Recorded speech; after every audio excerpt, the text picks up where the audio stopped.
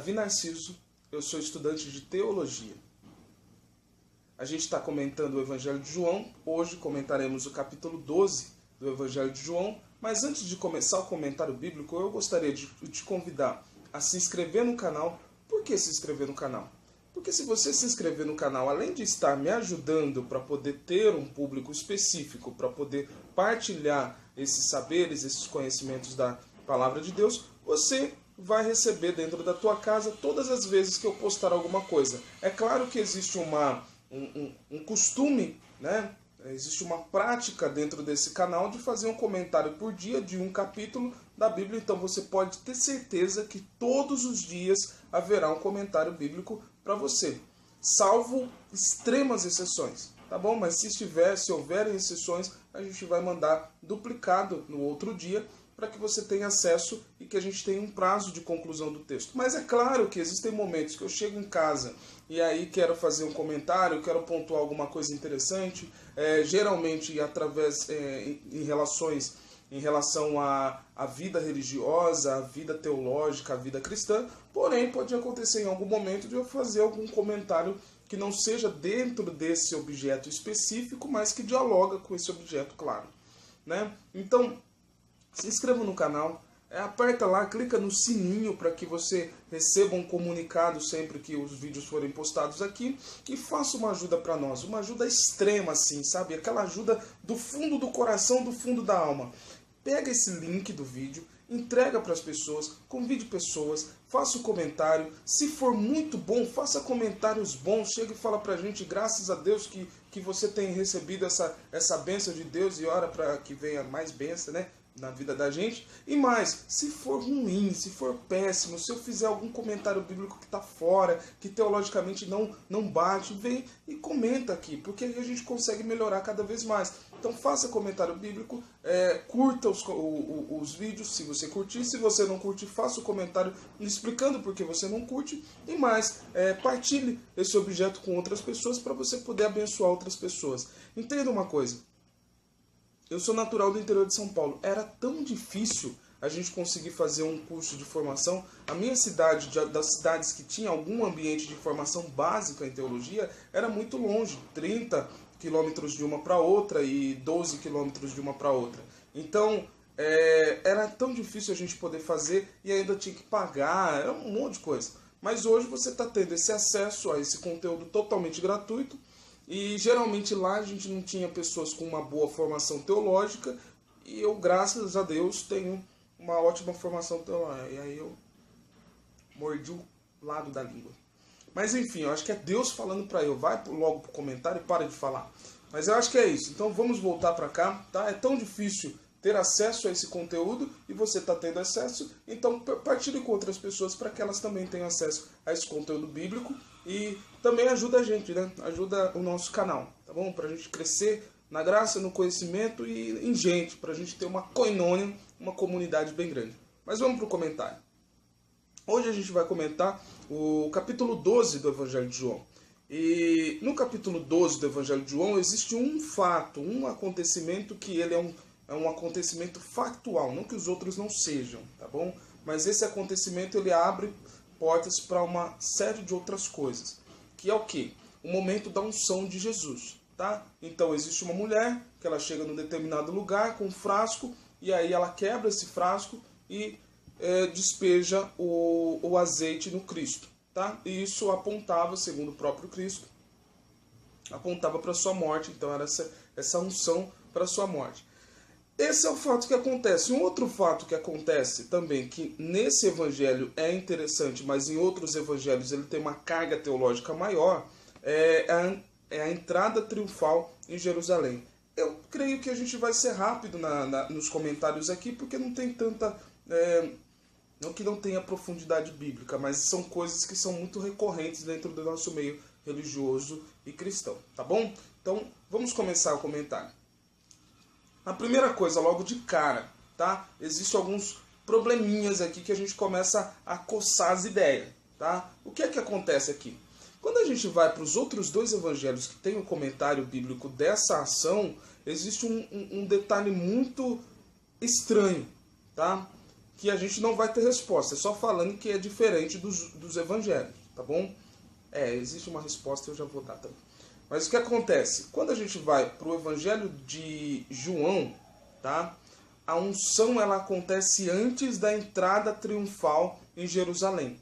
Tá? Inclusive a entrada triunfal que está apresentada aqui não existe tantos detalhes. Por exemplo, nas outras ele vai, fala para os discípulos irem encontrar o jumento e tal, encontra o sujeito que fala que ali está o jumento, dá para pegar o jumento e trazer. Tudo, acontece todos esses detalhes. Quando a gente vai para esse trecho aqui, para esse texto, não tem, né? Não tem todo esse detalhamento. Uma outra coisa é que ele sai de uma cidade, tá? E aí ele sai dessa cidade, da cidade de Betânia, ele sai e ele entra diretamente em Jerusalém. Na hora que ele está entrando em Jerusalém, que acontece essa coroação. Aí é uma outra coisa que é bem diferente, eu acho que parece que é diferente dos outros evangelhos, tá bom? Que na entrada triunfal dos outros evangelhos, parece que ele já estava ali na cidade e acontece todo esse momento, né? Esse símbolo ali naquele momento, tá? A entrada triunfal, ela tinha que existir, tá bom? Estava já descrito nos profetas anteriores, mas... É engraçado, profetas anteriores é um termo teológico, né? Profetas anteriores e profetas posteriores. Mas vamos para lá, tá bom? Então já existia essa descrição, mas dentro desse texto do Evangelho de João, ele acontece diferente dos outros. Um outro detalhe que acontece diferente no Evangelho de João é a questão da unção. Nos outros evangelhos, no Evangelho de Marcos, tá? E no Evangelho de Mateus, no Evangelho de Marcos está lá no capítulo 14, no versículo 3 e até o versículo 9, tá bom? Evangelho de Marcos, capítulo 14, versículo 3 ao versículo 9, tá? Olha só, o lugar é o mesmo, tá bom? E aí, acontece, né? Em Betânia e tal, estava a mesa, aproxima a mulher, trazendo um frasco de alabastro cheio de perfume nardo puro, caríssimo, quebrando o frasco, derramou sobre a cabeça dele. Tá bom? Então esse acontecimento no Evangelho de Marcos, a descrição é que acontece a unção na cabeça de Jesus. Tá bom? Quando a gente vai para o Evangelho de Mateus, no 26, 6 a 13, tá? No 26, 6 a 13, acontece a mesma questão. Tá bom? Versículo 7. Aproximou-se dele uma mulher trazendo frasco de alabastro de perfume precioso e pôs-se a derramá-lo sobre a cabeça de Jesus enquanto ele estava à mesa. Então, dentro das duas situações, ele recebe o perfume, o conteúdo do vaso na cabeça. Quando a gente vai para o Evangelho de João, não é na cabeça, é nos pés, tá bom? Então, a unção no Evangelho de João, acontece essa unção nos pés de Jesus, né? Então, por que um acontece na cabeça e outro acontece nos pés? É uma questão que é interessante, né? A gente não vai ter resposta, existem possibilidades de leituras teológicas, tá? Mas não existe né? Não saberia te dizer, né? Mas existe um porquê. Um estava escrito na cabeça e o outro estava... Não tem mais o sinal da honra, o outro no sinal da propagação do evangelho, tá? Então essa unção, ela tem esse recorte. Pode ser essa leitura, tá bom? Pode ser, né? Quem sabe, tá? Então acontece isso, acontece essa unção ali dentro. Um outro dado que é muito interessante, tá? Nos outros evangelhos, tanto em Marcos quanto em Mateus, o local onde Jesus Cristo está é na casa de Simão. Então está escrito lá claramente, detalhado, que eles estavam na casa de Simão e existia um jantar para Jesus. Quando a gente chega no Evangelho de João, não tem essa descrição clara que o acontecimento estava sendo na casa do Simão, tá? Esse é um outro dado que é interessante nesse evangelho, que ele passa bem direto assim, tá bom? Nos outros evangelhos, não tem a descrição claramente de Lázaro estando junto, e também não fala que a mulher que vai fazer o sinal, esse ato, né, para Jesus, né, de unção, não fala que era Maria, irmã de Lázaro. Nesse evangelho, a figura dela ela fica bem detalhada. Então, quem é que faz o ato da unção? Maria, tá bom? E isso é um outro dado bem interessante, tá? Uma outra questão, quando a gente começa a ler esse capítulo 12, a gente vai lá no versículo 4, e no versículo 4 tem uma questão bem interessante, tá? Judas Iscariotes, na hora que vê o ato da unção, percebe que o objeto era bem caro. E o cheiro daquele incenso ocupa toda a casa. Então todo mundo consegue sentir o cheiro bom daquele incenso, tá? E aí o que acontece? Ele já faz a leitura do dinheiro, tá? E quanto custava esse objeto? Quanto custava? Né? Segundo Judas, vai custar 300 denários, tá bom? 300 denários. Quando a gente começa a olhar para quanto Jesus Cristo foi vendido, ele foi vendido por 30 moedas. E ele é vendido por um sujeito que não reconhece, ou senão que faz um tremendo equívoco em relação à sua morte, tá? Existe o Evangelho de Judas, que é um livro interessante para se ler. Li alguns recortes que estão disponíveis na internet, tá? Tem um vídeo também descrevendo isso. Mas o que acontece? Talvez ele não tenha entendido muito bem qual era a missão de Cristo nessa primeira vinda. E aí ele vai e entrega Jesus, tá bom? Talvez supondo a possibilidade de Jesus Cristo começar essa guerra contra os romanos, e aí ele permite fazer essa ação, tá bom? Inclusive se arrepende, vai e se mata, tá? Mas aí o que acontece, tá bom? Judas vai e vende por 30 moedas de prata. Quando a gente vê aqui, essa mulher comprou um objeto muito caro, a ponto de ser 300 denários. Quando a gente vai lá para o Evangelho de Mateus também, no capítulo 10, quando a gente vai para o Evangelho de Mateus, no capítulo 10, tá bom? A gente vê uma questão bem interessante, tá? E qual é a questão muito interessante? A questão interessante é que quando Jesus está contando uma parábola que várias pessoas são contratadas para um determinado trabalho, essas pessoas recebem por dia de trabalho 1 denário, tá bom? Então 1 denário seria possivelmente o equivalente a 1 dia de trabalho, tá? Só que essa mulher entrega um objeto que custa 300 denários, tá bom? Suponhamos, tá? 300 denários equivalente a um trabalho de um lavrador. Suponhamos que o sujeito vai receber 50 reais, que eu já acho muito pouco, por um dia de trabalho. 50 reais por um dia de trabalho, se a gente fizer vezes 300, vai dar em torno de 15 mil reais, né? Então, 50 reais por 100 vai dar 5 mil, vezes 3 vai dar 15 mil reais. Imagina uma pessoa comprar um objeto para fazer uma unção de um determinado sujeito no valor de 15 mil reais. E aí quebrar esse objeto e não jogar nem na cabeça, jogar nos pés dele. Ou seja, colocar a divindade de Jesus, colocar o ato de Jesus muito maior, né? Onde jogar nos pés dele é como se ele estivesse acima, né, de todo aquele valor de dinheiro. E mais, quando a gente vai olhar para o significado do objeto, né, por exemplo, se a gente pega um sujeito bem rico e compra um objeto de 15 mil reais, para ele talvez pode ser custo de banana. Mas para mim não vai ser nunca o custo de banana. Comprar um objeto de 15 mil, eu não tenho nem carro, né? Imagina, um carro de 15 mil reais é um carro baratinho,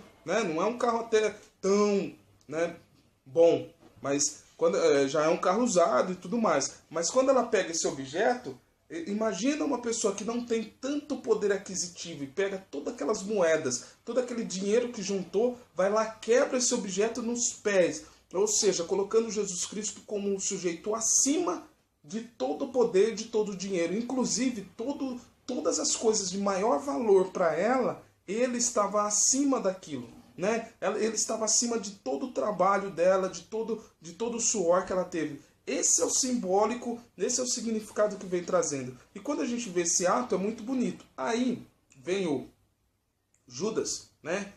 O Judas, nessa situação, nos outros dois evangelhos, é descrito que são as pessoas que estavam ali que começam a olhar e falar que o dinheiro, que era muito dinheiro para jogar por pouca coisa, né? Mas aqui, Judas vem e fala, por que não pega esse dinheiro e dá para os pobres, né? E aí a gente começa a entender o que é que Jesus Cristo responde?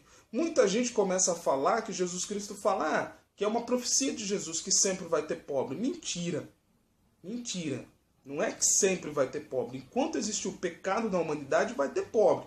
Depois que o pecado for tirado da humanidade de fato, né, depois que for destruído o opositor, o demônio, o Satanás, o diabo, depois que ele for destruído, esse pecado esses pobres não vão existir mais, porque todo mundo vai viver em comunidade, todo mundo vai ter acesso e oportunidades, né? E Jesus Cristo vem para esse reinado eterno, que vai ser um reinado de justiça e um reinado de igualdade, já fazendo o recorte escatológico aqui da palavra de Deus. Mas aí Judas vem e fala sobre pegar aquele dinheiro e dar para os pobres. Quando a gente vê o ato que ele fez de venda de Jesus por 30 moedas, isso quer dizer que ele vendeu por 10%, né, do que aquela mulher deu, tá bom? Por um dinheiro muito menor do que aquilo, seria o equivalente a 30, um mês de trabalho, 30, né? Então ele vende Jesus por um mês de trabalho, enquanto aquela mulher unge Jesus por 300 dias, com 300 dias de trabalho, né? O que ela entrega é muito maior do que o que ele recebe, né? Então, e aí Judas vem e fala sobre isso, tá? Então é essa conjuntura, é isso que está acontecendo dentro dessa situação. E aí, o que acontece nessa questão? Jesus Cristo vem e fala claramente, vocês sempre vão ter pobre. E aí, o que ele está querendo dizer? Ele está apontando para o Deuteronômio capítulo 15. Deuteronômio capítulo 15 vai falar o quê? Vai falar claramente que, claro, né, sempre vai ter pobre, tá bom? Deuteronômio capítulo 15, versículo 11. Olha só o que está escrito aqui, ó, no versículo 11. Nunca deixará de haver pobres na terra, e é por isso que eu te ordeno. Abre a mão em favor do teu irmão, do teu humilde e do teu pobre em tua terra. Então, é claro, Deuteronômio, Jesus Cristo vem, aponta para Deuteronômio e fala claramente que sempre vai ter pobre. Mas isso não quer dizer que a gente tem que permitir que haja sempre pobre. Porque nós, como os escolhidos de Deus, e nós que estamos trabalhando na obra de Deus, devemos permitir que a palavra de Deus chegue a esse sujeito, mas como o Tiago falou, como uma palavra vai ficar se a barriga do sujeito está vazia? Então dê as suas necessidades e depois entregue junto a palavra de Deus. Então é essa conjuntura que está sendo apresentada aqui, tá bom? Então no versículo 6 é isso que acontece. E aí esse texto vem deixar claramente que Judas era ladrão, tá bom? Quando termina isso, a gente já começa a apontar para outras coisas e aí a gente começa a ter uma fluência um pouco maior. Esses detalhes, né, do acontecimento anterior, que é a unção dos pés de Jesus, é o que tem uma bagagem, uma carga teológica maior em relação aos outros evangelhos, tá bom? Que os outros ele é um pouco menor, mas e dão uma ênfase maior para a entrada triunfal. Quando a gente vai para o versículo 9 até o versículo 11... tá? O que acontece é assim, as pessoas que ficaram sabendo do milagre que havia acontecido com Lázaro, eles vêm para poder se encontrar com Jesus em Betânia. Então, ficaram sabendo do milagre, vêm procurar Jesus. E aí, os sumos sacerdotes vêm e começam a querer matar Lázaro. Ou seja, Jesus Cristo faz o milagre, eles queriam destruir o milagre porque a palavra de Jesus estava começando a propaganda de Jesus estava sendo muito forte, então o seu marketing, a sua mídia estava sendo muito grande. E aí esses sujeitos queriam chegar ao ponto de matar o sujeito. E mais, perceba que aí existe um trocadilho. Enquanto a lei fala não matarás, esses sujeitos, esses caras, eles queriam matar um sujeito que havia sido ressuscitado, né? Sem motivo algum, a não ser a propaganda, a mídia que estava em volta de Jesus. Eles queriam matar o sujeito para poder fazer com que a figura do Messias não tivesse tanta publicidade.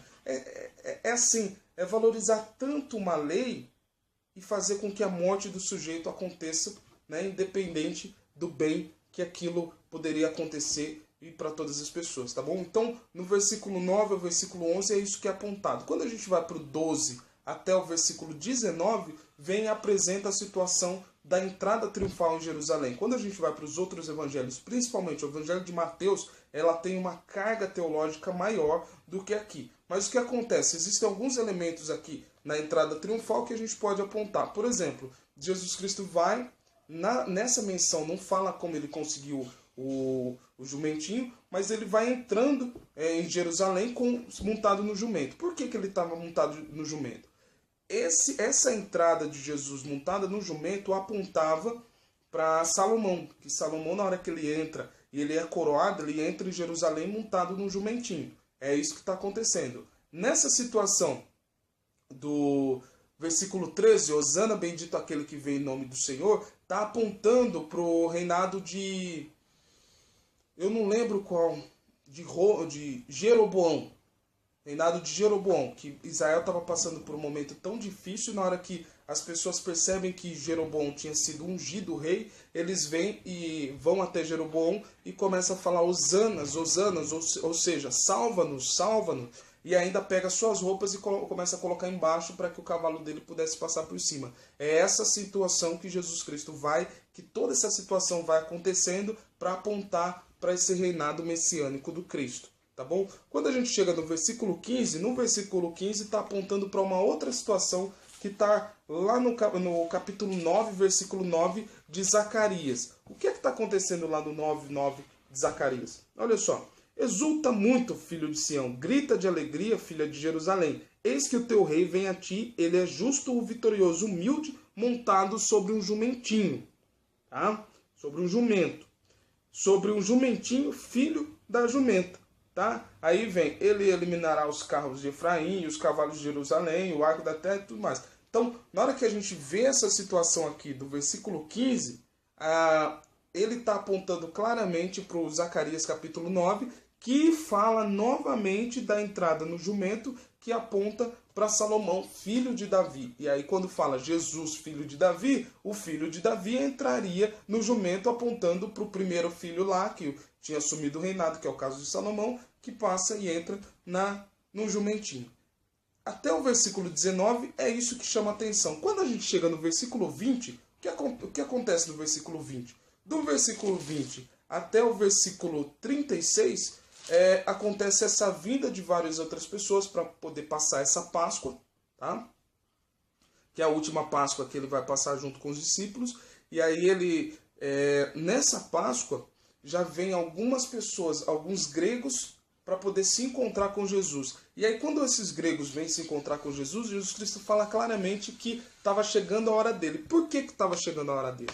Porque já estava combinado que Jesus Cristo pregaria, ministraria para os judeus, converteria os judeus, e os judeus seria esse que abriria a porta do Cristo, né, da mensagem do Cristo, para toda a humanidade. Essa mensagem de salvação seria aberta por esses discípulos de Cristo para toda a humanidade. Tá bom? Então era isso que estava sendo apontado. Por que Jesus Cristo prega então para outras pessoas que não são judeus? Simplesmente para legitimar a mensagem dele para todo o universo. Tá bom? Mas a missão dele era dentro dos judeus, que não aceitaram, tá? E mataram ele. Então é essa situação que está acontecendo. Quando vêm os gregos para poder se encontrar com Jesus, Jesus Cristo percebe que estava chegando o momento dele, porque quem iria pregar para os gregos e para os gentios não seria ele, seria os discípulos deles, no caso dos gregos, especificamente o apóstolo Paulo, que depois a gente vai ver que depois do capítulo 6 de Atos dos Apóstolos começa todo esse processo da conversão de Paulo, depois de ver a morte de Filipe,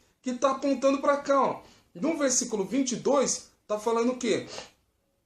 Que Filipe e André, os dois que tinham nome grego. Por que os gregos vêm falar com Filipe e André? Possivelmente porque os gregos teriam mais facilidade para falar com Filipe e André por causa do vocabulário. E aí os dois vão falar com Cristo e falam sobre a vinda de pessoas encontrar com Jesus Cristo, tá bom? Então quando a gente vai no versículo 23, olha só o que Jesus responde.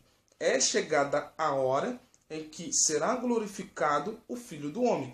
Filho do Homem, voltando, está apontando lá para o capítulo 7 de Daniel, onde vem e apresenta esse Filho do Homem, esse Messias escatológico que viria para dar essa salvação para o povo de Israel. Tá bom? Então, aí a gente chega no versículo 31, tá?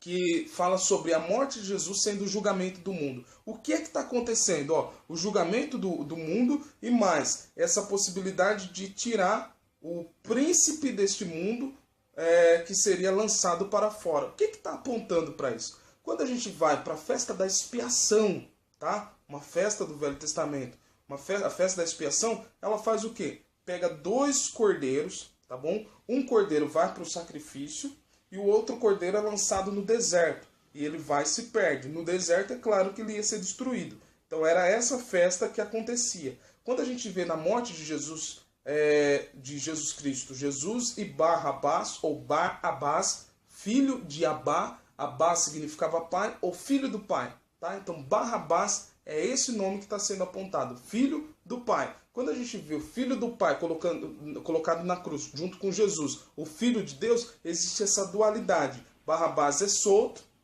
e Jesus Cristo vai para o sacrifício. Eles apontam esses 2 cordeiros pascais.